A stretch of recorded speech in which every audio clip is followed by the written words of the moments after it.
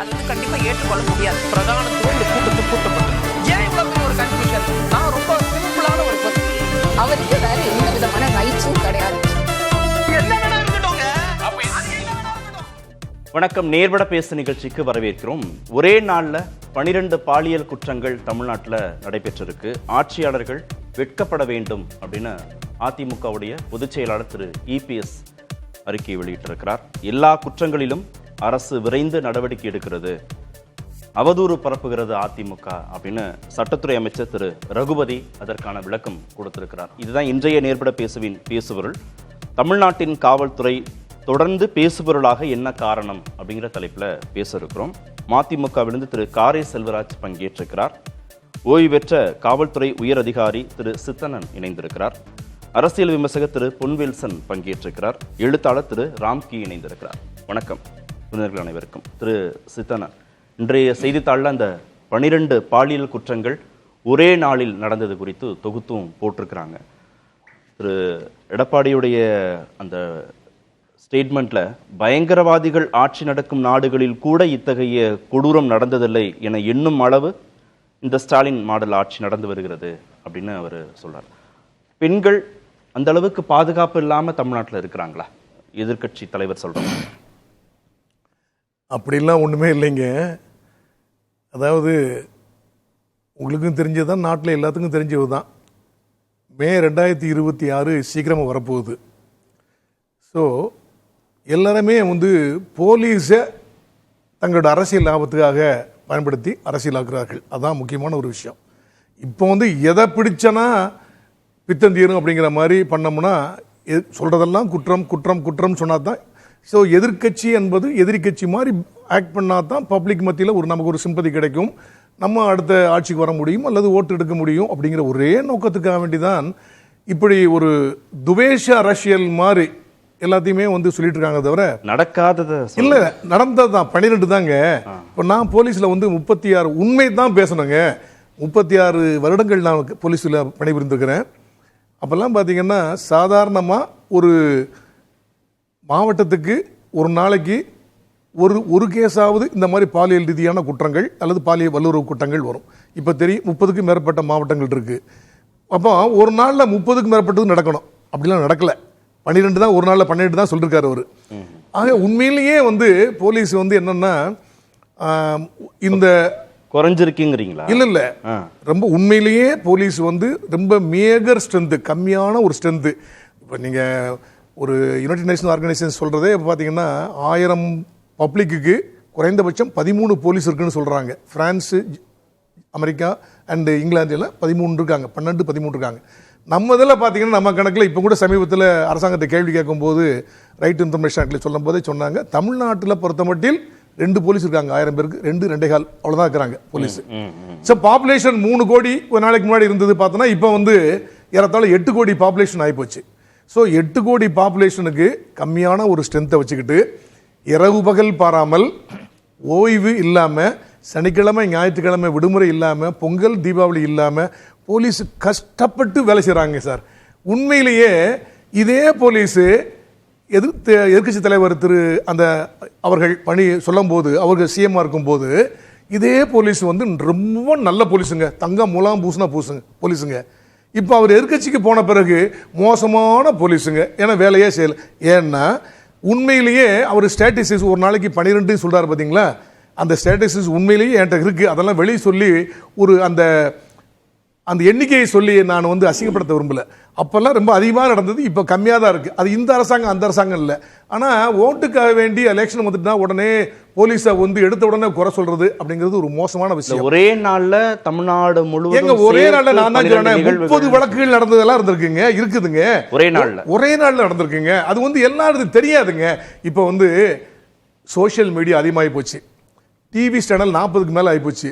ஒவ்வொரு தனி மனிதனும் ஒரு கேமராமேன் ஆகிட்டாங்க, கையில் ஃபோன் இருக்கு, ஏதாவது ஒன்று எடுத்துட்டாங்க. விசிபிலிட்டி அதிகம், என்ன தப்பு நடந்தாலும் உடனே வெளியே வந்துடும். முன்னாடி இவ்வளவு வெளியே தெரியாது.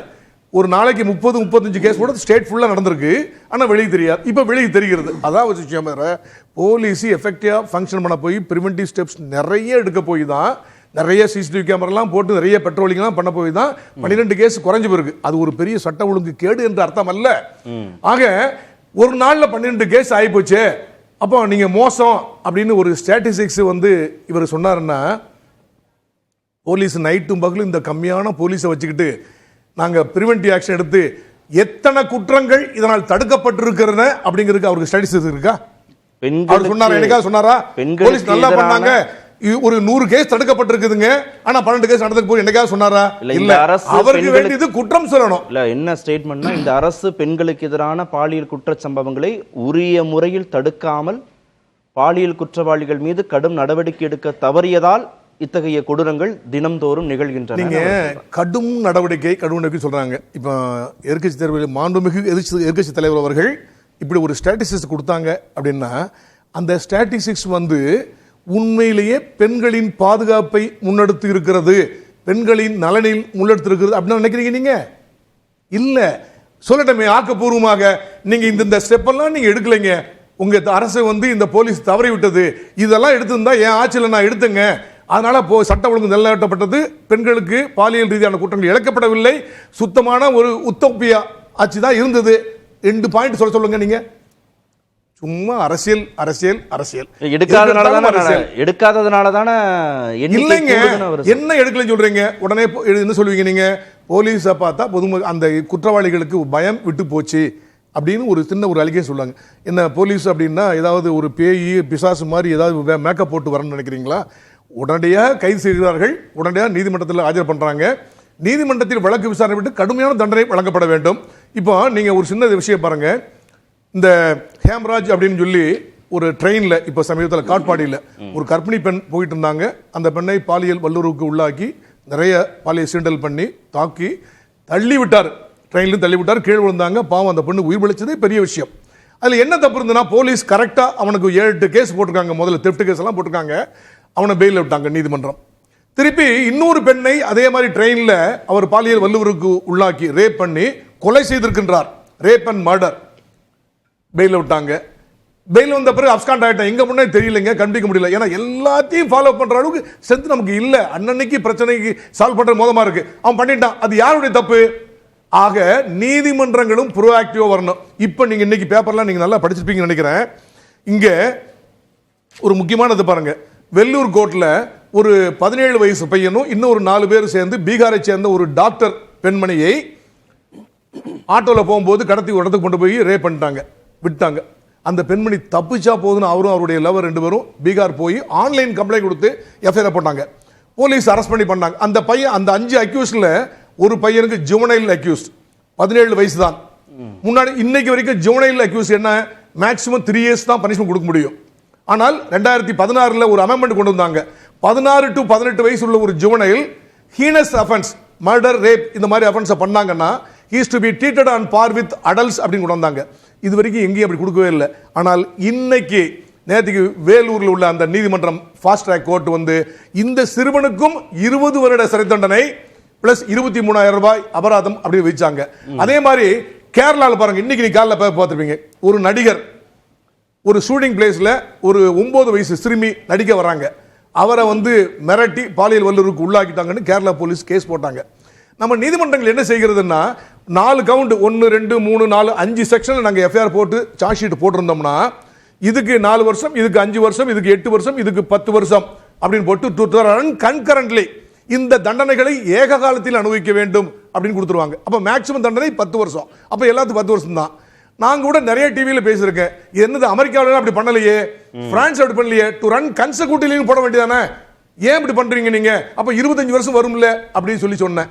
ஆக இன்னைக்கு என்ன பண்ணிருக்காங்க கேரளா கோர்ட்ல, இந்த பாலியல் வல்லுறவுக்கு உள்ளாக்குனாங்களே குழந்தைய, அந்த நடிகர், ஒரு நடிகருக்கு இன்னைக்கு பேப்பர் நல்லா நீங்க பார்க்கலாம், நடிகருக்கு 136 வருடங்கள் சிறை தண்டனை கொடுத்திருக்காரு டு ரன் கன்செக்யூட்டிவ்லி.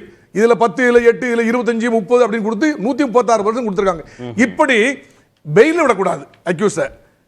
அதுக்கு இந்த மாதிரி குற்றங்களுக்கு ஒரு ஒரு டெட்டரண்ட் இருக்கும்னா, நீதிமன்றங்களும் ப்ரோஆக்டிவா நிறைய இருந்தாங்கன்னா போலீஸ் ஆக்ஷனும் அதுக்கு ஒரு எஃபெக்ட் இருக்கும். போலீஸை பார்த்து பயம் இல்லைன்னா, ஏதாவது ஒரு ஃபேமா ஆக்ஷன் எடுத்தோம்னா உடனே நாங்க ஹியூமன் ரைட்ஸ் வயலேஷன் இல்ல குற்றங்கள் நடந்த பிறகு கைது நீதிமன்றத்துல தண்டனைங்கிற இடத்துக்கு நீங்க போறீங்க. இல்ல எதிர்க்கட்சி தலைவர் சொன்னது பிரிவென்டிவ் ஆக்ஷன் எல்லாம் பண்றோம். இல்ல எதிர்க்கட்சி தலைவர் ஆட்சியில் இருக்கும்போது அவர் ஆட்சியில் இருக்கும் போதும் சரி இப்பவும் சரி எப்பவும் சரி இல்ல திரு இபிஎஸ் எதிர்பார்க்கிறது குற்றங்களே நடக்காம தடுக்கணும். அதே இபிஎஸ் அவர்கள் அந்த எதிர்க்கட்சி தலைவர்கள் மாண்புமிகு எதிர்க்கட்சி தலைவராக இருக்கிறவர்கள் அவருடைய ஆட்சி காலத்தில் அந்த 10 வருஷம் இருந்தது. அவர் ஒரு 4 வருடங்கள் சீஃப் மினிஸ்டர் இருந்தாங்க இல்லையா? இந்த போலீஸை எப்படிங்க எத்தனை போலீஸை கூட்டினாங்க? ஏங்க அவங்களுக்கு பந்தோபஸ்து கொடுக்கறதுக்கு நேரம் சரியா போகுதுங்க. அப்படி இருக்கும்போது தயவு செய்து ப்ரோஆக்டிவா பேசணும், கன்ஸ்ட்ரக்டிவா பேசணும். நல்ல ஸ்ட்ரென்த்தை கூட்டி ஒவ்வொரு நம்ம தமிழ்நாட்டில் 8 கோடி பாப்புலேஷன் இருக்குன்னா ஏறத்தாழ ஒரு 3.5 கோடி பெண்கள் இருக்கிறாங்க. ஒரு வல்னரபிள் சிச்சுவேஷன் அப்படின்னு சொல்லி பார்த்து 1 கோடி சிச்சுவேஷன் எடுத்தா கூட ஒரு ஆளு போட முடியுமாங்க பந்தோபஸ்துக்கு? மொத்தம் இருக்கிறது 1,31,000 போலீஸ் தமிழ்நாட்டில். அதுல மற்ற பந்தோபஸ்து எமர்ஜென்சி சிச்சுவேஷன் போக ஸ்டேஷன் டியூட்டிக்கு வர்றது ரொம்ப கஷ்டம். அதாவது நீங்க ஸ்ட்ரென்த் எல்லாம் கூட்டி போலீஸ் மைண்டை ஓரளவுக்கு நல்லா வச்சு பண்ணா இன்னமும் நிறைய பண்ணலாம். ஸ்டெப் பிரிவென்டிவ் ஆக்ஷன் தான் எங்களுக்கு முதல் ஸ்டெப்புங்க. அது ஒன்றும் சந்தேகமே கிடையாதுங்க. ஒரு பாலியல் வல்லுறவு வழக்கு நடந்துருச்சுன்னா, ஒரு ரேப் நடந்துருச்சு அப்படின்னா, அல்லது வேற ஒரு சீண்டல் நடந்துருச்சுன்னா, நான் போலீஸ் இருக்கேன், நிறைய பேர் அப்படிதான் பண்றாங்க. என் வீட்டில் இது நடந்ததுன்னா நான் என்ன செய்வேன்? அப்படிதான் நான் அதை ஏன் லிமிட்டில் நடந்து போச்சு, இது கேவலங்க, விடவே கூடாது அப்படிதான் பண்றோம். அதாவது நடக்காம தடுப்பதற்கு வேண்டிய அனைத்து நீங்க முன்னேற்பாடுகளும் நாங்க முன்னெச்சரிக்கையாக எடுத்தால் கூட தவிர்க்க முடியாத சந்தர்ப்பத்தில் அப்படின்னா தான் நம்ம நான் சொன்ன மாதிரி அது உத்தோப்பியா மாதிரி ஆயிருமே. சட்டமே தேவையில்லையே. போலீஸ தயவு செய்து அரசியலுக்காக வேண்டி மே 26க்காக வேண்டி பயன்படுத்தி போலீஸ அரசியலுக்கு உள்ளாக்காதீர்கள். திரு பொன்வில்சன், நடைமுறையில் சாத்தியமே இல்லாத விஷயத்தை திரு இபிஎஸ் குற்றச்சாட்டா வைக்கிறாரா, அவதூறா வைக்கிறாரா? 2 விஷயம் அதில் சொல்கிறேன். முத்துவேல் கருணாநிதி அப்படின்ற நம்ம கலைஞர் அவர்கள் எழுதின வசனம் கோயில் கூடாது என்றேன். எதற்காக?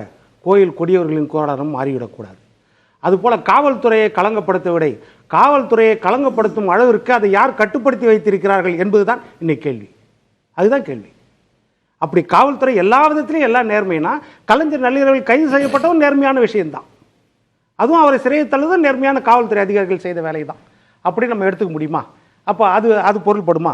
என்ன இடம் பொருள் ஏவல் அறிந்து இப்போ 12 பாலியல் சம்பவங்கள் ஒரே நாள் நடந்திருக்காரு. அதை விட கூட கடந்த காலத்தில் நடந்திருக்கலாம். உண்மைதான் அவர் சொல்றதெல்லாம் நடந்திருக்கலாம், இல்லைன்னு சொல்லலை.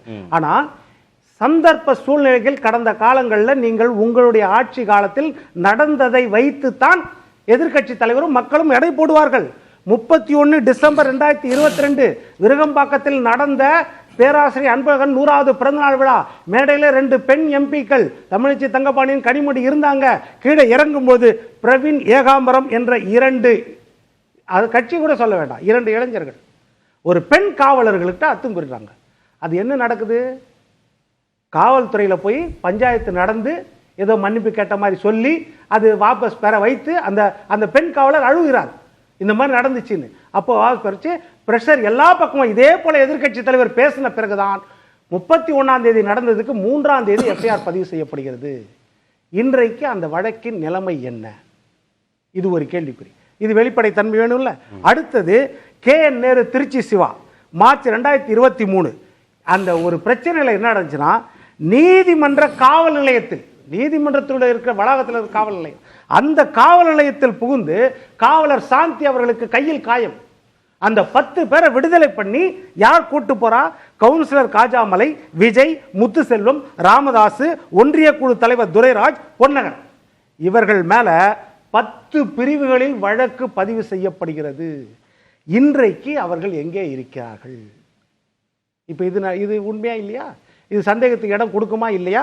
அடுத்தது அண்ணாநகர் சிறுமி, ஒரு அப்பாவி சிறுமி, ஒரு காவல் ஆய்வாளர் அவர்களை பெற்றோரை மிரட்டினார் என்பதெல்லாம் போக்சோ வழக்கில் போட்ட பிரகாரம் இந்த மாதிரி பண்ணக்கூடாதுன்னு நீதிமன்றம் தாமாக எழுத்து சிபிஐ கொடுக்குது. ஆனா தமிழ்நாடு அரசாங்கம் எங்க போகுது? உச்ச நீதிமன்றத்திற்கு போகுது. எப்படி மைக்கேல் பட்டியல அந்த பெண் இந்த மாதிரி மதமாற்றம் சொல்லி பண்ணாங்கன்னு சொல்லிட்டு அந்த நிர்வாகம் சிபிஐ வேண்டான்னு போனாங்க. அது நியாயம், நிர்வாகம் போலாம். ஆனா சிபிஐ வழக்கை கொடுத்த பிறகு சிபிஐ அது நியாயத்துல மதமாற்றம் நடைபெறவில்லைன்னு தீர்ப்பு கொடுத்துச்சு. ஆனா அண்ணாநகர் சிறுமி வழக்குல அந்த அப்பாவி பெற்றோருக்கு எதிராக நீங்க எங்க போனீங்க? உச்ச நீதிமன்றத்தில் உலகமாக வழக்கறிஞரை வச்சு வாதாடுறீங்க சிபிஐ வேண்டான்னு. ஆனா மைக்கேல் பட்டியல சிபிஐ நியாயத்தை கொடுத்துச்சு. அதை ஏற்றுக்கிறோம். ஆனால் சிபிஐ வாடான்னு வாதாடுறீங்க. அதுக்கு என்ன செய்கிறாங்கன்னா அந்த அப்பாவி மக்களுக்கு இது வக்கீல் செலவுக்காக 25,000 கொடுக்கணும்னு அபராதம் விதிக்கிறாங்க. இது உண்மையா இல்லையா? அதே போல ஐடி அதிகாரி கரூர்ல ஒரு 300 கோடி வீடை வந்து ரெய்டு பண்ண வராங்க. 30 ரூபா பைய திறந்து காட்டு நாங்க தகராறு பண்றாங்க. கார் கண்ணாடி உடைக்கப்படுகிறது. அதில் கைது செய்யப்பட்டவர்கள் என்ன ஆனாங்க? அவங்க மேல இந்த வழக்கு என்ன? அது நடந்துச்சு. ஈசிஆர் ரோடு ஒரு ஆட்சியில் இருக்கிற ஒரு கட்சி, பாரம்பரியம் மிக்க கட்சி, மக்கள் நம்பி வாக்களித்த கட்சி, அந்த கட்சியின் கொடியை போட்டுக்கொண்டு கயவர்கள் ஒரு பெண்களை துரத்தி கொண்டு 4 கிலோமீட்டருக்கு மேல போனாங்களே, அந்த வழக்கு என்ன ஆச்சு? கொடியை போட்டது எவ்வளவு பெரிய கிரிமினல் குற்றம் இல்ல. அதுல அவர் விளக்கம் கொடுத்தார் இல்லையா, அந்த நபர் வந்து விளக்கம் கொடுத்திருக்கிறாருன்னு சொல்லி காவல்துறை தரப்புல ஒரு வீடியோ வெளியிடப்பட்டது இல்லையா, அவர் திமுக சேர்ந்தவர் இல்லைன்னு நீங்க சொல்ற அந்த ஈசிஆர் வழக்கு. இந்த மாதிரி பொதுவெளியில் அந்த மாதிரி கொடுக்கலாமா? ஒரு அக்யூஸ்ட ஒரு குற்றவாளியை வீடியோ எடுத்து வெளியே அனுப்ப முடியுமா? இது செய்யலாமா? இதே எவ்வளவு பெரிய தவறு. இதை செய்தவர்கள் யார்? அண்ணா பல்கலைக்கழக இதில் எஃப்ஐஆர் லீக் ஆகும்போது இன்றைக்கு வரைக்கும் ஞானசேகரனை தாண்டி எந்த விசாரணை நடைபெற்றிருக்கிறது யாருக்கும் தெரியல. யார் கைதோ யார் விசாரணையோ தெரியல. ஆனால் அந்த எஃப்ஐஆர் லீக்க வந்து எஃப்ஐஆர் வெளிவந்ததை டவுன்லோட பார்த்த பத்திரிகையாளர்கள் எல்லாம் 56 கேள்விகள் கேட்டு விசாரணை நடைபெற்றது. அது வெளிவந்தது. ஆனால் ஞானசேகரனை தாண்டி யார் அந்த சாரோ எந்த நிலைமைக்கோ போகவே இல்லையே. அது மர்மமாகவே இருக்குது. கேட்டா நாங்க சார்ஜ் ஷீட்ல சொல்லுவோம். அமைச்சர் ரகுபதி என்ன சொல்றாருன்னா, அங்கொன்றும் இங்கொன்றுமாக நடக்கக்கூடிய சம்பவங்கள் எல்லாவற்றையும் தொகுத்து ஒட்டுமொத்தமா தமிழ்நாட்டுல பெண்களுக்கே பாதுகாப்பு இல்லைன்ற மாதிரியான ஒரு பிம்பத்தை இபிஎஸ் கட்டமைக்க முயற்சி. இப்ப நான் சொன்ன உதாரணம் எல்லாம் அதுதான் சொன்னேன். இப்ப இந்த ஈசிஆர் கூட சொன்னீங்க. ஒரு சாதாரண விஷயத்துக்கே பாத்ரூம்ல போந்து கை கால்லாம் உடைஞ்சுது. ஒரு இடது கை ஒரு வலது கால்னு உடையுது. ஆனா அவங்க உட்காந்து வீடியோ கொடுக்குறாங்க, பேட்டி கொடுக்குறாங்க. நான் அந்த கட்சி கிடையாது. என்னுடைய ஒன்று விட்ட சித்தப்பாவுடைய பேரன் இருக்கிறாரே, அவர் வந்து அதிமுக. இப்படியெல்லாம் பேட்டி. இப்போ இதுதான் இடம் பொருள் ஏவல் அறிந்து எந்த விதத்தில் நம்ப வைக்குது. அதே மாதிரி ஆம்ஸ்ட்ராங் கொலை வழக்கில் தொடர்ந்து கைதுகள் 27 பேர் கைது பண்ணாங்க. ஆனால் போலீஸ் கஸ்டடியில் இருந்தவர்கள், அதாவது போலீஸ் ஒரு கிரிமினலை பிடிக்க போறாங்க, அதுல என்கவுண்டர் நடந்தா பரவாயில்ல, போலீஸ் கஸ்டடியில் இருக்கிற 2 பேர் திருவேங்கடம், சிசிங் ராஜா, தொடர்ந்து அவர்கள் 2 பேரும் என்கவுண்டர் செய்யப்படுகிறார்கள் போலீஸ் கஸ்டடியில். அப்போ போலீஸ் எப்படி நம்ம ஸ்காட்லாந்து யார்டுக்கு இணையான போலீஸ்னு எப்படி சொல்ல முடியும்?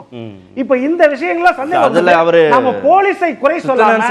போலீஸ் கைகள் கட்டப்பட்டு இருக்கிறதோ சில விஷயங்கள். ஒவ்வொரு ஆட்சியாளர்கள் இருக்கிற போதும் தன் தரப்புல காவல்துறை கட்டுப்பாட்டில் இருக்கிற போது காவல்துறைக்கு சிறப்பான சர்டிபிகேட் கொடுக்கிறதும், அவர்களே எதிர்க்கட்சியாக மாறுகிற போது அதே காவல்துறை மீது களங்கம் கற்பிக்கிறதும் செய்யறாங்களே அப்படின்னு கேட்க. இல்ல, இப்ப நான் சொன்ன உதாரணம் எல்லாம் எந்த ஆட்சியில? இப்ப நான் சொன்ன உதாரணங்கள்லாம் சொல்றேன். நான் மாற்றுக் கட்சி ஆட்சியிலும் சொன்னேன், கலைஞர் கைதியும் நான் சொன்னேன். இப்ப அதெல்லாம் நம்ம வரவேற்க முடியுமா அப்படின்றதுக்காக நான் சொல்றேன். அதனால இந்த நிகழ்ச்சிகள்லாம் இந்த அரசாங்கம் என்ன செய்கிறதுனா, காவல்துறை கையில் வச்சிருக்கிற செலக்டிவா வந்து காவல்துறையே ஒரு விதத்தில். அதே மாதிரி நீங்க இப்ப எடுத்துக்கிட்டீங்கன்னா ஏடிஜிபி ஒருவர் வந்து பப்ளிக்ல சொன்னார் இல்லையா, நான் வந்து ஒரு குற்றத்தை வெளியே கொண்டு வந்ததால என் அலுவலகத்தில் எரிக்கப்பட்டதோ, ஒருவேளை எனக்கு கொலை சம்பவம் நிறைவேறிக்கிற வாய்ப்பு இருக்கிறதோ அப்படின்னு வெளியே வந்து சொன்னாரா இல்லையா? அப்போ அந்த சந்தேகம் எல்லாருக்கும் வருமா இல்லையா? காவல்துறையில் இருக்கிற ஏடிஜிபிக்கே சந்தேகம் வரும்பொழுது மற்றவர்களுக்கு வராதா? இயற்கையா பாமர மக்களுக்கு வராதா? இதைத்தான் நம்ம இந்த புதிய தலைமுறையில் பதிவு சொல்றோம். நம்ம ஆட்சியாளர்களை குறை சொல்ல, எந்த ஆட்சி இருந்தாலும் குறை சொல்லுவாங்க. ஐயா சொன்ன மாதிரி அது எதிர்கட்சி அரசியல் பண்ணுவாங்க. ஆனால் இந்த நிகழ்வுகள் பாருங்க, யாருக்கு சப்போர்ட் பண்ணி தொடர்ந்து நடக்கிறது. கமிஷனர் உடனடியாக வெளியே வந்து பேட்டி கொடுக்கிறாரு. என்ன கொடுக்கிறாரு? பிரிலிமினரி இன்வெஸ்டிகேஷன்ல ஃபிளைட் மோட்ல இருந்துச்சு. நோ, அந்த சார் யாரும் இல்ல. அதாவது நீங்க இன்டராகேஷன் பண்ணிட்டீங்களா, போலீஸ் கஸ்டடியில் எடுத்தீங்கன்னா முழு விசாரணைக்கு பிறகுதான் அது தெரிய வரும் அப்படின்றத சொல்லணும். அது எதுக்கு டிஃபெண்ட் பண்றாங்க? இதே மாதிரி தான் நம்ம கள்ளக்குறிச்சியில 70 பேர் மரணத்திறப்போ ஸ்ரவன்குமார் என்ற ஐஏஎஸ் அதிகாரி உட்கார்ந்து சொல்றாரு, இந்த சதீஷ் இறந்தது வந்து அவன் வயிற்று வலியில இறந்தான், அந்த மூத்தவர் இறந்தது வந்து வயோதிகத்துல இறந்தாரு, அங்க வந்து அந்த சாராய பேரல்ல அந்த சாவுக்கு வந்தவங்க குடிச்சு ஒரு 50 பேர் கூட இறந்துட்டாங்க. அந்த ஸ்ரவன்குமார் மேல இன்றைக்கு என்ன வழக்கு இருக்கிறது? அப்போ இதெல்லாம் கேள்விக்குரிய. பக்கத்தில் ஒரு மாவட்ட செயலாளர், ஒரு எம்எல்ஏ உட்கார்ந்துருக்காங்க. இதெல்லாம் ஒரு கேள்விக்குறியாக வருகிறதா இல்லையா? அதே மாதிரி தான் ஆம்ஸ்ட்ராங் வழக்கிலையும் உடனடியாக ஒரு பேட்டி கொடுக்கப்பட்டது. வெளிமாநில தெரிஞ்சவங்க, மற்றவர்கள் யாரும் இதுல சம்பந்தம் கிடையாது அப்படின்னு ஸ்டார்டிங்ல பிடிச்ச உடனே எதுக்கு அவசரப்பட்டு ஸ்டேட்மெண்ட் இல்ல கொடுக்கணும்? சித்தனன், காவலருக்கு வந்து நெருக்கடி இருக்கா? ஆட்சியாளர்கள்ட்ட இருந்து நெருக்கடி இருக்கா? தங்களுக்கு சாதகமாக அந்த வழக்கை கையாளணும் அப்படின்னு சொல்லி. இல்லைங்க, அந்த முறையில் இல்லை. இப்போ நண்பர் வந்து நிறைய விஷயங்களை காவல்துறைக்கு மேலே புகாரில் அடிக்கிட்டு வந்தார். என்னாச்சுன்னு சொல்லி. என்னாச்சுங்கிறது இப்போ உள்ள போலீஸ் கேட்டால் தெரியும். எல்லாமே பக்காவாக விசாரித்து சார்ஜ் ஷீட் போட்டு எல்லாமே பக்காவாக பண்ணியிருக்கிறாங்க. ஒரு சின்ன தகராறு வச்சுக்கோங்க, ஒரு ரோட்டில் ஒரு சின்ன சச்சரவு, வாய் தராறு, சண்டை, அல்லது வேற பணம் கொடுக்கல வாங்கல் பிரச்சனை இல்லை, ஏதாவது ஒரு பிரச்சனை கொடுத்தாங்க, வாங்க மாட்டேட்டாங்க, மிரட்டிட்டு இருக்காங்க ஒரு மாதிரி அப்படின்னா, அதில் வந்து எல்லா ஆட்சியிலையும் அதில் ஒன்றும் இந்த ஆட்சி அந்த ஆட்சியெல்லாம் வேறுபாடு இல்லைங்க. கட்சிக்காரங்க சம்பந்தப்படுகிற போது அந்த வழக்குகள் ஒரு மாதிரி கையாளப்படும். இல்ல அப்படிலாம் இல்ல. வேறு இல்ல அந்த அர்த்தம் கிடையாது. சின்ன சின்ன விஷயங்களில் இதெல்லாம் எஃப்ஐஆர் போட முடியாதோ அப்படிப்பட்ட வழக்குகளில் சில நேரங்களில் அரசியல்வாதிகள் எல்லா கட்சியை சேர்ந்தவங்க தான், சார் இவன் நம்ம கட்சியை சேர்ந்தவங்க சார், அப்படிப்பட்ட ஆள் இல்லைங்க சார், நீங்க தேவையில்லாம அவன் சொல்றான் இவன் சொல்றான் சொல்லி ஏதாவது உள்ள போட்டு போறீங்க சார் சொல்லி இன்டர்ஃபியர் பண்றது உண்மைதான். அது ஒன்றும் இலைக்காவெல்லாம் இல்ல, ஓப்பன் தான். அதெல்லாம் எல்லா கட்சியும் தான், விதிவிலக்கெல்லாம் கிடையாது. அவங்க இவங்க சொல்லி, ஆனால் யார் ஆட்சியில் இருக்காங்களோ அவங்க செய்வாங்க, கண்டிப்பா பண்ணுவாங்க. அது என்னங்க, அது அவங்க தானங்க எங்களை மாத்த போறாங்க, அவங்க தானங்க ப்ரமோஷன் கொடுக்க போறாங்க. அப்போ ஏதாவது ஒரு சில விஷயம் சொல்றேன்னா அவங்க கொஞ்சம் ஒத்துத்தானே போகணும். இந்த மாதிரி விஷயம் இருக்கலாம், ஆனா இருக்குது. ஆனால் கொலை வழக்கோ கற்பழிக்கு வழக்கோ அல்லது ஒரு டெக்காயிட்டி அல்லது ஒரு ராபரி வழக்கு அல்லது பெரிய கொடுங்காய வழக்குகளோ, இந்த மாதிரி வழக்குகளெல்லாம் எந்த போலீஸும் யாரையும் காப்பாற்றவே முடியாது. யாராவது அப்படி சொல்லி பண்ணாங்கன்னா, இந்த அண்ணா நகர்ல தலைவர் இவர் நண்பர் சொன்னார் இல்லையா, இன்ஸ்பெக்டர் சஸ்பெண்ட் பண்ணாங்க, இன்ஸ்பெக்டர் மேல எஃப்ஐஆர் போட்டாச்சு, அவங்க வீட்டுக்கு தான் போகணும். ஆக தவறாக பெரிய பெரிய வழக்குகளில் நாங்க தவறா ஏதாவது ஆளுங்கட்சி சொன்னாங்கன்னு சொல்லி துணை போனோம் அப்படின்னா, கட்சிக்காரங்களே சம்பந்தப்பட்டிருந்தாங்க யாருனாலும் சரி நடவடிக்கை எடுத்தே ஆக வேண்டும். ஏங்க அப்படி நடவடிக்கை எடுக்காம தப்பிக்க வச்சனா அது ஆளுங்கட்சிக்கு அவமானம் தானே. நாளைக்கு பொதுமக்கள் மத்தியில் ஒரு இதா போகும்போது ஓட்டு அவங்கள தானே போகுது. அவ்வளவு சொல்லவே மாட்டாங்க. ஒரு கொலை நடந்துருச்சு, ஒரு கட்சிக்காரர் சம்பந்தப்பட்டிருக்காரு, ரேப் சம்பந்தப்பட்டிருக்காரு, உள்ள போடு, மாவட்ட செயலாளர் எம்எல்ஏ உள்ள போடு தான் சொல்லுவாங்க அவங்க. போலீஸும் பண்ண முடியாதுங்க.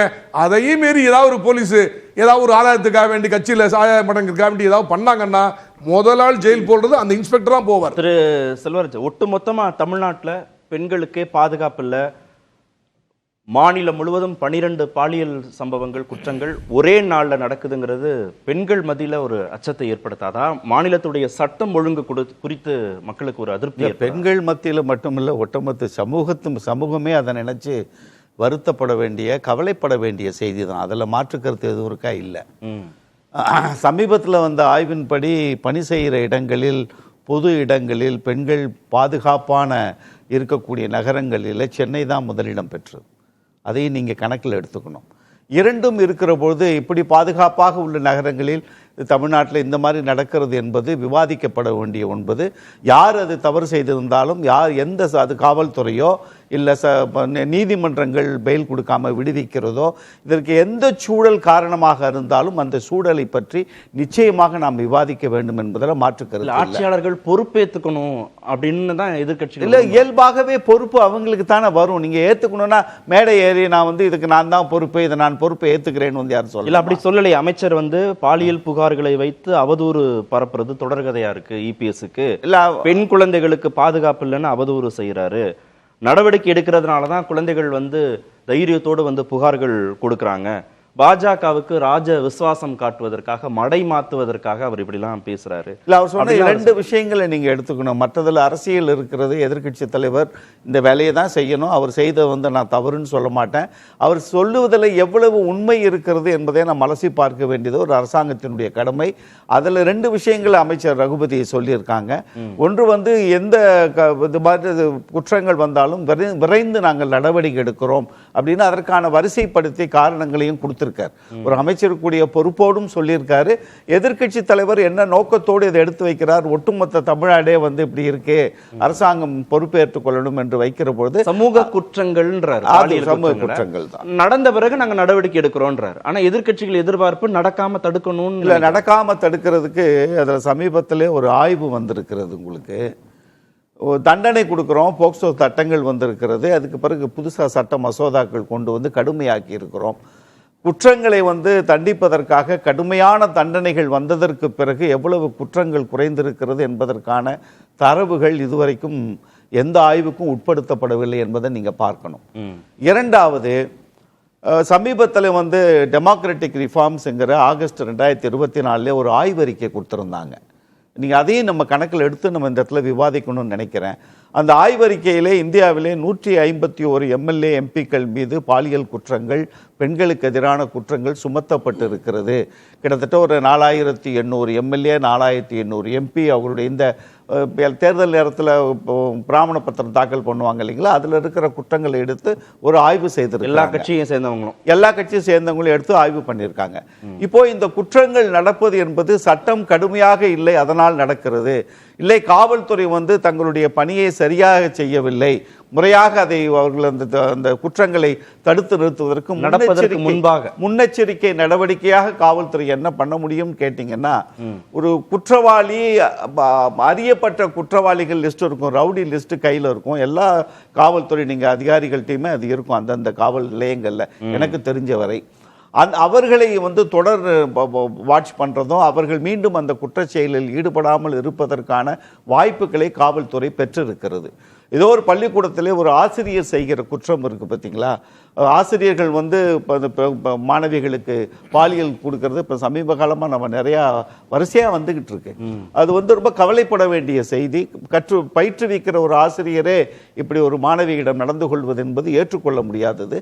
அதற்கு அரசாங்கம் என்ன பண்ணியிருக்காங்க கேட்டிங்கன்னா, குற்றம் நிரூபிக்கப்பட்டால் அவருடைய கல்வி தகுதி, இதை விட ஒரு கொடுமையான சட்டம் வந்து கொண்டு வந்துவிட முடியாது, கல்வி தகுதியை நாங்கள் விலக்கி வைப்போம் என்று அரசாங்கம் முடிவெடுத்திருப்பது என்பதும், தமிழ்நாடு அரசாங்கம் இதை வந்து கவனிக்கலையா, இதை வந்து ஒழுங்கா முறையா தடுக்கணும் தானே எதிர்பார்க்க. இல்ல, அது உண்மைதான். அது குற்றங்கள் வந்து முன்னெச்சரிக்கை நடவடிக்கை என்பது, பாலியல் குற்றங்கள் என்பது நீங்க ரொம்ப விரைவாக பேச வேண்டும் என்று சொன்னால் குடும்பத்திலிருந்து ஆரம்பிக்க வேண்டும்.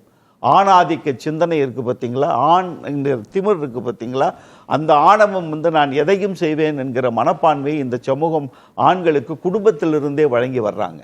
நான் என்ன வேணா செய்வேன், வேலை பார்க்குற இடத்துல உயர் அதிகாரிகள், பள்ளிக்கூடத்தில் ஆசிரியர்கள், பணியிடங்களிலே பெண்களுக்கு ஏற்படுகிற பிரச்சனைகள், இதெல்லாம் இந்த ஆணாதிக்க சிந்தனையினால் வருகிறது. தவிர அந்த ஆணாதிக்க சிந்தனையை குறைப்பதற்கு நிறைய சமூக திட்டங்கள், நிறைய கூட்டங்கள், அரசுக்கான அக்கௌண்டபிலிட்டி, காவல்துறைக்கான அக்கௌண்டபிலிட்டி, இல்ல காவல்துறை வந்து நான் தான் சொல்றேங்களே, குறிப்பிட்டு ஒரு சில மனித ஒழுக்கமா இது சுருங்கிறாத குற்ற நடவடிக்கைகள், குறிப்பிட்ட குற்ற நடவடிக்கைகள் மட்டும்தான் காவல்துறை முன்னெச்சரிக்கை எடுக்க முடியுமே தவிர, இப்படி பாலியல் குற்றங்கள் அங்கொன்றும் இங்கொன்றுமாக ஒரு பள்ளிக்கூடத்துல, ஒரு ஊர்ல, ஒரு கிராமத்துல நடக்கிற குற்றங்கள் தெரிந்ததற்கு பின்னால் பண்ணலாம்.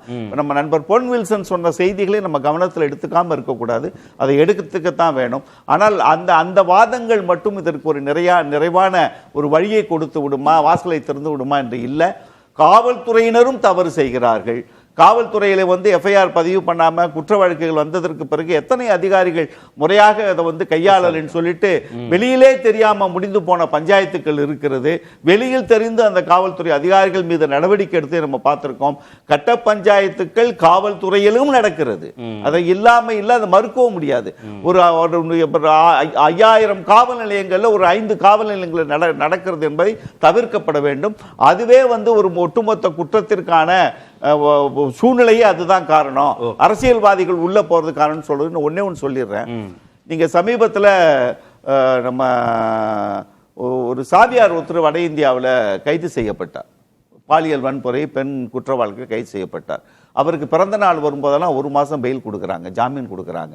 இப்போ இந்த தேர்தல் நேரத்தில் அவருக்கு பீகாரில் எலெக்ஷன் தேர்தல் நேரத்தில் அவருடைய செல்வாக்கு இருக்கிற ஒரு 5 பாராளுமன்ற தொகுதிகளுக்காகவே கிட்டத்தட்ட 44 நாட்கள் அவருக்கு ஜாமீன் கொடுத்து உட்கார வச்சு விட்டுருக்காங்க.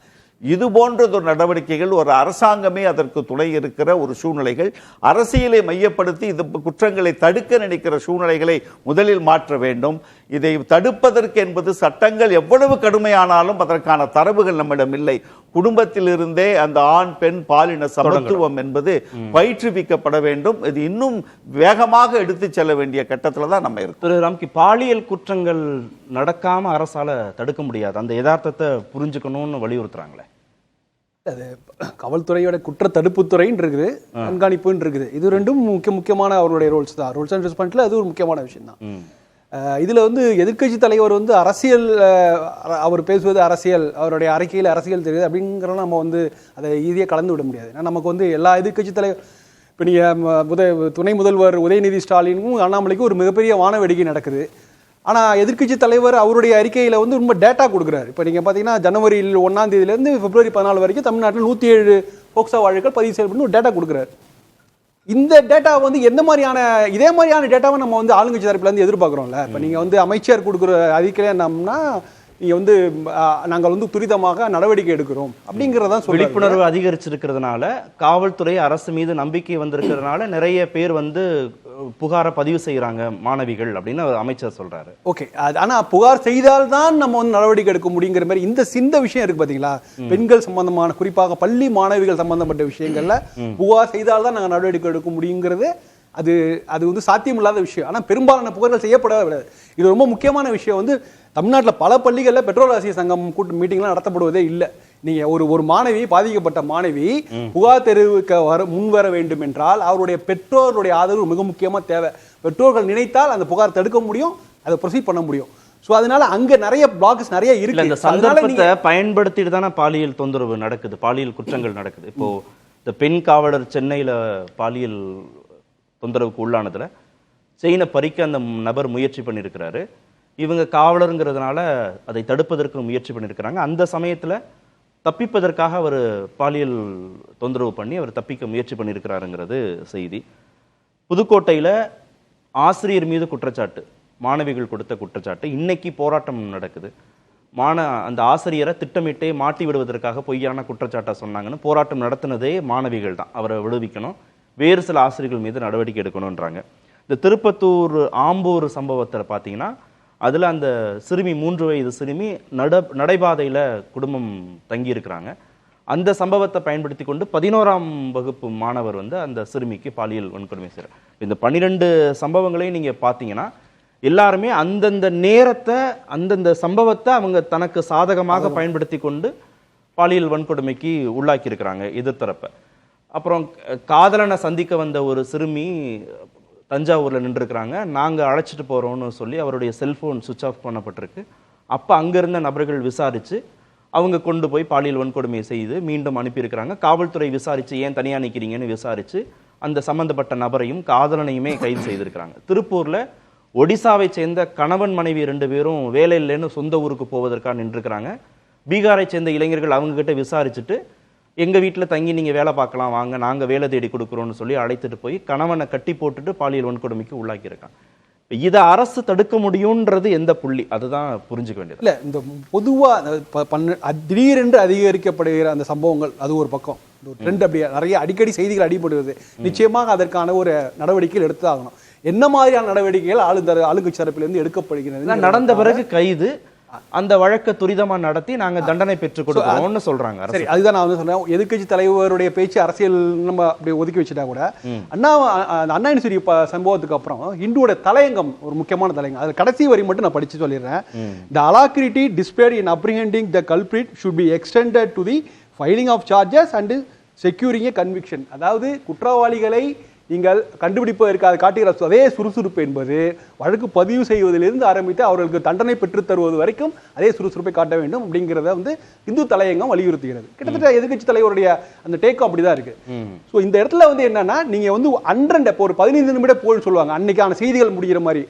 இன்னைக்கு வர்ற சம்பவம் வந்து அன்றைக்கு பேசப்படுகிறது, அடுத்த நாள் வந்து ஒரு பேப்பர்ல இருந்து மாவு கட்டோட வந்ததுன்னா ஒரு பொது புத்திக்கு வந்து ஓகே முடிஞ்சிருச்சு அப்படிங்கிற மாதிரி இருக்கு. அதுக்கப்புறம் ஃபாலோஅப்ஸ் வர மாட்டேங்குது. இல்ல 30 மாவட்டங்கள் 8 கோடி மக்கள் இப்போ இங்க மற்ற மாநிலங்கள்ல இருந்து இங்க வந்து தங்கி இருக்கிறாங்க.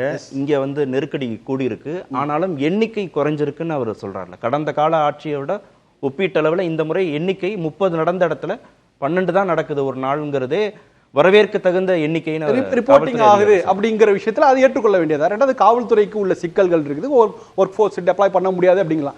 ஆனா அதை தாண்டி உள்ள மற்ற குற்றங்களை இப்போ வந்து ஒரு கொலை நடக்குது, கொள்ளை நடக்குது, அங்க காவல்துறை ஃபெயிலியரா இருக்குங்கிறத அவங்க மேல குற்றச்சாட்டா வைக்கலாம்.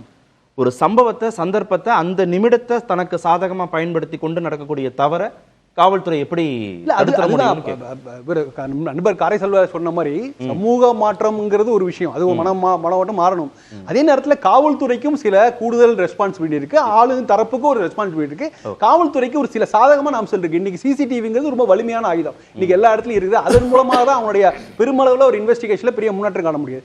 இரண்டாவது, ஆளுங்கட்சி தரப்பு நீங்க எதிர்க்கட்சி தலைவரோட அறிக்கையை எதிர்கொள்ளும் போது எதிர்க்கட்சி தலைவர் கொடுக்குற டேட்டா அதுக்கு நீங்க கவுண்ட் கொடுக்கும்போது நீங்களும் டேட்டா ப்ரொவைட் பண்ணணும். நீங்க பொதுவாக நாங்கள் உடனடியாக நடவடிக்கை எடுக்கிறோம் அப்படிங்கிறது நிறுத்திக்கலாம். எத்தனை வழக்கில் நடவடிக்கை எடுத்து அதுக்கப்புறம் எண்ட் டு எண்ட் இந்த எண்ட் டு எண்ட் ஃப்ளோங்கிறது முக்கியம். நடவடிக்கை எடுக்கிறீர்கள், அதுக்கப்புறம் விசாரணையின் தன்மை எப்படி இருக்குங்கிறதையும் அதை சொல்லணும். பத்தின ஒரு விஷயங்கள் பரவலாக பகிரப்படுவதில்லை, அதை அவர்கள் கவனத்தில் கொள்ள வேண்டும். திரு பொன்வில்சன், தமிழ்நாட்டில் சட்டம் ஒழுங்கு சரியில்லைன்னு திரு இபிஎஸ் சொல்றாரு, திரு அன்புமணி சொல்றாரு, திரு சீமான் சொல்றாங்க.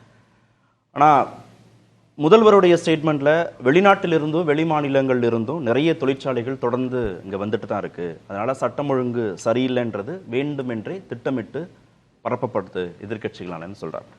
மத்திய அரசுடைய ஊரக வளர்ச்சி அமைச்சகம் சார்பி சட்டம் ஒழுங்கு பற்றிய ஷியாமா பிரசாத் முகர்ஜி ரூர்பன் மிஷன் அப்படிங்கிறவங்க மாதந்தோறும் அறிக்கை வெளியிடுறாங்க. அப்படி 10/7/2024 வெளியிட்ட அறிக்கையின்படி தமிழ்நாட்டில் சட்டம் ஒழுங்கு ரொம்ப சரியா இருக்கு, 95.47 புள்ளிகள் அவங்க பெற்றிருக்கிறாங்க. அப்புறம் மிசோரம், தெலுங்கானா, குஜராத், உத்தரப்பிரதேசம் இவங்கெல்லாம் அடுத்தடுத்த மாநிலங்களாக வர்றாங்க. பெண்களுக்கு பாதுகாப்பே இல்லாத 10 மாநிலங்கள்னு ஜி நியூஸ் ஒரு தகவல் விட்டுருக்காங்க. அதை என்சிஆர்பியிலேருந்து டேட்டா எடுத்து, தேசிய குற்றாவண காப்பகத்திலேருந்து ராஜஸ்தான், உத்தரப்பிரதேசம், மத்திய பிரதேசம், மகாராஷ்டிரா, கேரளா, அஸ்ஸாம், ஹரியானா, ஜார்க்கண்ட், ஒடிசா, டெல்லி, அதுலேயும் தமிழ்நாடு இல்லை. இந்த 10 மாநிலங்கள்லையும் பெண்களுக்கு பாதுகாப்பான நகரங்கள்னு ஒரு பட்டியல் வெளியிட்டிருக்காங்க டைம்ஸ் ஆஃப் இந்தியா, அவங்களும் என்சிஆர்பியிலேருந்து தான் எடுத்திருக்கிறாங்க. அதில் நமக்கு சென்னையும் கோயம்புத்தூரும் இருக்குது. இப்போ இந்த புள்ளி விவரங்கள், மத்திய அரசு கொடுக்கக்கூடிய புள்ளி விவரம், தேசிய குற்றாவண காப்பகம் கொடுக்கக்கூடிய புள்ளி விவரங்கள் எதுவும் தமிழ்நாட்டை ரொம்ப கீழே வச்சு பார்க்கலையே இந்த புள்ளி விவரங்கள் படி. இப்போது கம்பேரிட்டிவ் புள்ளி விவரம் பார்த்தா எது இதில் பார்க்கணும் அப்படின்றது இருக்குது. இப்போது மற்ற மாநிலங்களில் ஆப்ரேஷன் பண்ணும்போது 1000 பேர் சாகுறாங்க, எங்கள் மாநிலத்தில் 500 பேர் தான் சாகுறாங்க, நம்ம அந்த புள்ளி விவரம் அதில் எடுக்க முடியாது. இன்னொரு விஷயம், இந்தியா ஃபுல்லாக நீட் இருக்குது ஆனால் எங்களுக்கு தேவையில்லை, இந்தியா ஃபுல்லாக இந்தியை வச்சுக்கோங்க 3வது மொழியா ஆனால் எங்களுக்கு தேவையில்லை, இதை தான் நம்ம சொல்கிறோம். அப்போது மற்ற மாநிலங்களை கம்பேர் பண்ணும்போது படுமோசமாக இருக்குது, இங்கே பரவாயில்ல அப்படின்னா இங்கே மோசம் இல்லாத மாநிலம்ங்கிறது இலக்கு. ஆனா மனிதர்கள் சந்தர்ப்பத்தை பயன்படுத்தி கொள்கிறவர்கள் தானே, அவங்கள நம்ம முழுவதுமாக தடுத்துட முடியுமா குற்றங்கள்? இல்ல, அந்த சந்தர்ப்பத்தை பயன்படுத்தக்கூடிய ஒரு தைரியத்தையும் ஊக்கத்தையும் ஆக்கத்தையும் இன்றைய ஊடகங்களும் ஆட்சியாளர்களும் ஊடகத்துல எல்லாம் வெளியே வரும்.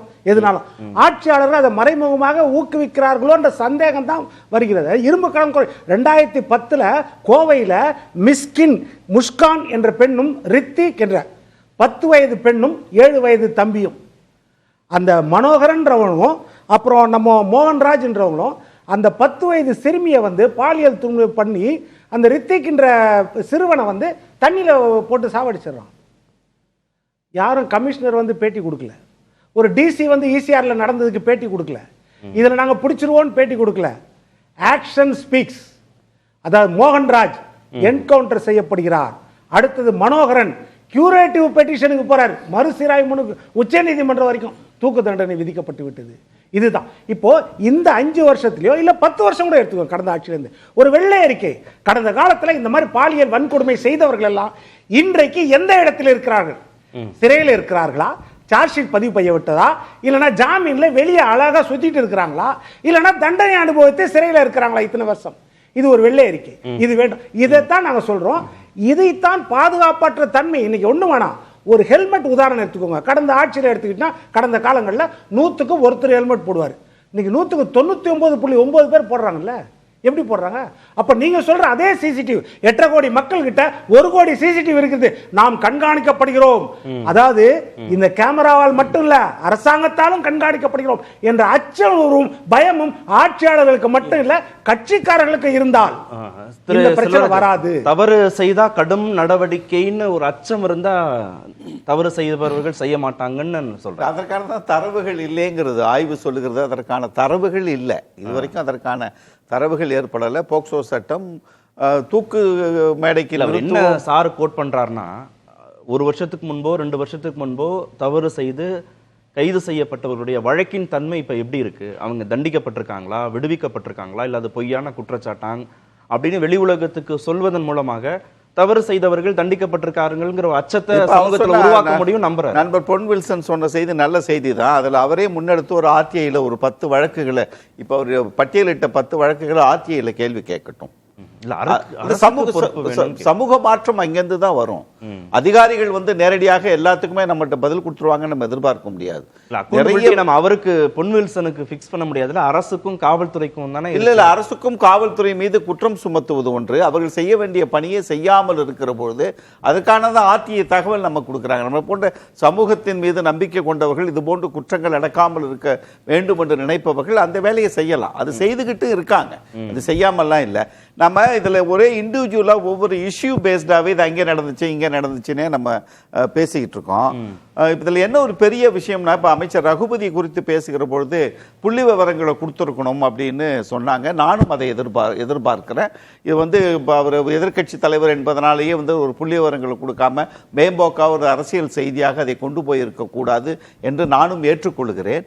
ஆனால் புள்ளி விவரங்கள் கொடுக்கும்போது என்ன பிரச்சனை வருதுன்னு கேட்டிங்கன்னா, இப்போ இந்த இடத்துல பார்த்தீங்கன்னா நம்ம ஐயா சித்தண்ணன் பேசுகிற பொழுது கடந்த ஆட்சி காலத்தில் 30 நடந்திருக்குன்னு சொல்லும்போது அந்த ஆட்சி பேர் சொல்லலை, யார் முதல்வர்னு சொல்ல குறிப்பிட்டு சொல்லலை. குற்றங்கள் 30 நடந்திருக்குன்னு தான் சொல்றாங்க. இப்ப என்னன்னா, நீங்க என் மேல குற்றச்சாட்டு வச்ச உடனே ஆட்சியில் நடக்கலையான்னு கேட்கக்கூடிய சூழ்நிலை இன்னைக்கு இல்லை. அது கேட்கவும் கூடாது. நீங்க இப்ப டாப் 10 மாநிலம் தமிழ்நாடு எல்லாத்துலயும் முன்னணியில் இருக்கு, பெண்களுக்கு பாதுகாப்பானதெல்லாம் சொன்னீங்க. அதுதான் நம்ம இந்த 12 குற்ற வழக்குகள் மீது நம்ம இவ்வளவு கவனம் எடுத்து பேசுவதற்கு காரணம். இதுவும் நடந்து விடக்கூடாது. அப்படியே ஒப்பிடாதீங்கன்றார். எல்லா மாநிலங்களையும் 100 நடக்குது, இங்க 10 தானே நடக்குதுன்னு கூட சொல்லாதீங்க. அந்த 10 நடக்க கூடாது. அதுதான் நான் சொல்றேன். இப்ப பெண் பாதுகாப்பு உள்ள நகரங்கள் பட்டியலில் இங்க இருக்குது. குற்றங்கள் வந்து பதிவு செய்வதில் தமிழ்நாடு தான் இந்தியாவிலேயே முன்னிலை. 99% வழக்குகள் எஃப்ஐஆர் பதியப்படுகிறது. அதுக்கப்புறம் நடவடிக்கை எடுக்கப்படுறாங்க. உத்தரப்பிரதேசத்தில், பீகாரில், வட மாநிலங்களிலே வழக்கு பதிகிற சதவீதம் 60% தாண்டாது. பாலியல் தொந்தரவு உள்ள பிரச்சனைகள், பெண்களுக்கு எதிரான வன்கொடுமைகளை வந்து பதிவே செய்யறதில்லை. அது பதிவு இங்கே நடக்கிறதே ஆரோக்கியமானது. அதையும் தாண்டி 2 விஷயங்கள் நீங்க சொன்னது முன்னெச்சரிக்கை நடவடிக்கை என்று. அந்த நிகழ்ச்சி நடந்ததற்கு பிறகு நண்பர் பொன் வில்சன் சொன்ன மாதிரி அந்த நடந்து போனதற்கு பிறகு அந்த குற்றவாளிகள் இப்ப எப்படி இருக்கிறார்கள் என்கிற ஆய்வு என்பது முக்கியமான ஆய்வு என்பது எதிர்காலத்துக்கு நல்லதுன்னு நான் நினைக்கிறேன். எதிர்க்கட்சி தலைவர் வந்து டேட்டா கொடுக்கறதுல ஒன்றும் பிரச்சனை இல்லை. அதுக்கு நாங்க கவுண்டரா கொடுக்கும்போது நாங்க வந்து ரொம்ப கேர்ஃபுல்லா கொடுக்கணும் அந்த டேட்டாவை. அது பின்னாடி பல சிக்கல்கள் வழிவகுன்னு சொல்றது நான் புரிஞ்சுக்க முடியுது. ஆனா இந்த ஆட்சியில் எப்படி இருக்குன்னா, பல இதுவரைக்கும் எத்தையோ ஆட்சியில் பார்த்துருக்கோம். அப்போல்லாம் வந்து ஒரு குற்றம் நடந்ததுன்னா சம்பந்தப்பட்ட காவல்துறை கண்காணிப்போல இல்லை அங்கே இருக்கிற ஒரு மாவட்ட ஆட்சியர் நம்ம சொல்லுவாங்கன்னா ஒரு டிப்ளமேட்டிக்காக பேசுவாங்க. நடந்திருக்கு, நாங்கள் விசாரிச்சுட்டு இருக்கோம் அப்படின்னு சொல்லுவாங்க. ஆனால் இன்னைக்கு சமீபத்தில் எல்லா இதையும் பார்த்தீங்கன்னா சம்பந்தப்பட்டவர்கள் வந்து அவங்களே வந்து ஓப்பனாக சொல்றதும் சரி, இல்லை அப்படி நடக்கவே இல்லை, நான் குற்றவாளியை பிடிச்சிட்டோம் அப்படிலாம் வந்து உடனடியாக ரியாக்ட் பண்றது. அதாவது நீங்க நல்லா அதை பார்த்தீங்கன்னா அந்த இது தெரியும். நீங்க எப்போதுமே எல்லாருமே ஒரு அரசை காவல்துறையை காப்பாற்றும் விதமாக இது இப்பதான் ஒரு சந்தேகம் வருது. மறைக்க நினைக்கிறார்களோ அப்படிங்கிற சந்தேகம் வருது. இந்த ஆட்சிக்கு வந்து ஒரு நல்ல கெட்ட பேர் கிடைத்து விடக்கூடாது என்பதற்காக நல்ல இன்டென்ஷன் தான். ஆனா அது மறைப்பதன் மூலமாக தவறான விஷயம். அதுல ஒரு அதிகாரியாக என்ன பண்ணணும்னா டிப்ளமேட்டிக்கா தான் நீங்க பேசணும். நாங்க பேசி போயிட்டு விசாரணை நடந்து கொண்டிருக்கிறது. ஆட்சியாளர்கள் வருவாங்க போவாங்க. ஒரு அதிகாரிகள் மீதான நம்பிக்கை. ஆனா இங்க அதிகாரிகள் கொஞ்சம் ஒரு முன்கூட்டியே வந்து சில தகவல்களை முன்னாடியே பெரிய ஊடகத்திலையும் பெரிய திரு சித்தனன், ஆட்சியாளர்கள் வருவாங்க போவாங்க. ஆனா காவல்துறை அதிகாரிகள் வழக்குங்கிறது ஆண்டுகள் கடந்தும் ஆட்சி கடந்தும் நடக்கக்கூடியது. இப்போ இவங்க தான் ஒட்டுமொத்த சட்டம் ஒழுங்குக்கு பொறுப்புங்கிற போது காவல்துறை ஆட்சியாளர்களுக்கு விருப்பங்களோட ஏற்ற மாதிரி அவங்களுடைய நடவடிக்கை இருக்கா? இல்லை, நிச்சயமாக இருக்கவே முடியாது. எந்த ஒரு நாட்டில் எந்த ஒரு சமுதாயத்தில் காவல்துறையும் நீதித்துறையும் நேர்மையாக இருக்கிறதோ அந்த சமுதாயம் அந்த நாடு தான் ரொம்ப உருப்படும், ரொம்ப நல்லா இருக்கும். காவல்துறை போச்சு அப்படின்னா அவ்வளோதான், வேறு ஒன்றும் நீங்கள் யாரும் இருக்க முடியாது. இப்போ ரூல் ஆஃப் லா அப்படிங்கிறதே போயிடும். நான் முதலே சொன்ன மாதிரி அற்ப விஷயங்கள் இருக்குது பாருங்க, பெட்டி விஷயங்களில் வேணால் ஏதாவது கொஞ்சம் அட்ஜஸ்ட் பண்ணி போவாங்களே தவிர அதுவே தவறு. போலீஸ் வந்து இம்பார்ஷியலாக தான் இருக்கணும். ஆனால் எந்த வழக்குகளிலும் கிரிமினல் வழக்குகளில் வந்து தலையீடு இருக்கிறதுக்காக வேண்டி இவங்க மாற்றி கீத்தி ஒன்றுமே செய்ய முடியாது. பணியிட மாற்றம் தான் நடக்க போகுது. இல்லை அது வெளியே வர்றது வந்து உடனே ஏஆருக்கு மாற்றிட்டாங்க, கம்பல்சரி வெயிட்டில் வச்சுட்டாங்க அப்படின்னு சும்மா வருது. தவிர மேஜர் பெனால்ட்டி சார்ஜ் 3B கொடுக்காங்க. It may result in dismissal or removal கூட வரலாம். அதெல்லாம் இருக்குது. இப்போ நிறைய பேர் இங்கே பேசும்போது கூட நீங்கள் சொன்னீங்க எல்லாருமே டிட்டரன்ஸ் இல்லை, ஒரு விரைவாக நடவடிக்கை எடுத்து விரைவாக கேஸ் நடத்தி கன்விக்ஷன் நிறைய வாங்கணும், தண்டனை அதிகப்படுத்தி வாங்கணும்னு சொன்னாங்க. இப்போ கூட தமிழ்நாடு முதலமைச்சர் அவர்கள் இப்போ சமீபத்தில் இந்த பாலியல் ரீதியான குற்றங்களுக்கு தண்டனையை அதிகரித்து ஒரு மசோதா கொண்டு வந்து சட்டமாயிருச்சு. ஒரு சிலது நடவடிக்கை வந்துருச்சு, ஹராஸ்மெண்ட் ஆஃப் உமன் ஆக்ட்லாம் வந்துருச்சு, மீதி எல்லாம் வந்து பிரசிடென்ட் அப்ரூவல் போயிருக்கு. இப்போ சமீபத்தில் நான் மேல் நாடுகளுக்கு துபாய் காவலர்கிட்டயே அத்துமீறது, உயர் அதிகாரிட்ட இன்னொரு உயர் அதிகாரியே பாலியல் வன்கொடுமை செய்யறது, தவறா நடக்கிறது, அதுதான் அது நான் சொல்ல வந்தது. தவறான முன்னுதாரணங்கள் ஆகுது. இல்ல அதெல்லாம் சொல்ல வந்தது கரெக்ட் தான். அதாவது காவலர்களே பாலியல் ரீதியாக அத்துமீறுவது அல்லது காவல்துறை அலுவலர்களே சப்பார்டினேட்டை அவங்க ஒரு ஹையர் பொசிஷன் இருக்கிறதுனால அந்த அண்டர் இன்ஃப்ளூயன்ஸ் இவங்களை வச்சுக்கிட்டு தப்பு பண்றது அப்படிங்கிறது இது ஒரு துறைக்குள்ள இதெல்லாம் வந்து எல்லா துறைக்கும் நடந்துட்டு இருக்குது. இதுக்கான காவல்துறையில ஈஸியா வெளியே வந்துரும். இது மிக கடுமையான ஒரு குற்றம். இதுக்கு தனியாக சட்டம் இயற்றி மற்றவங்களுக்கு 10 வருஷம் தான் காவல்துறை அலுவலர்களுக்கு லைஃப் சென்டென்ஸ் கொடுக்கணும். அப்படிப்பட்ட சட்டம் கொண்டு வரணும். ஆனால் என்னதான் டிட்டரன்ஸ் இருந்தாலும் இந்த பாலியல் ரீதியாக குற்றங்கள் சமீபத்தில் நான் கூட அந்த துபாய் கத்தார் அங்கெல்லாம் போயிருந்தேன்.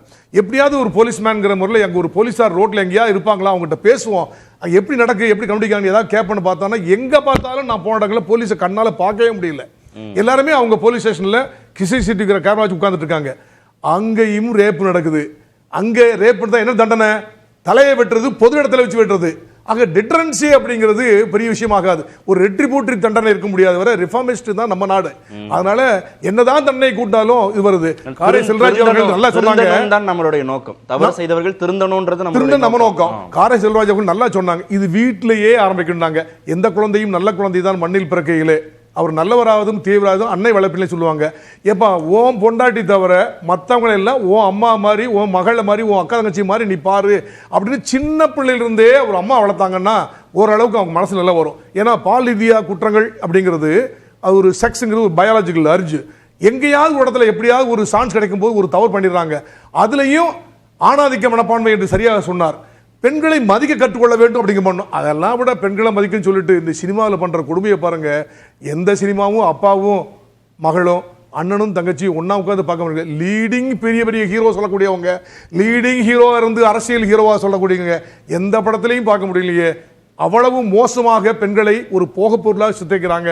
அது மக்கள் பால் மிகப்பெரிய மோசமான விளைவுகளை ஏற்படுத்துகிறது.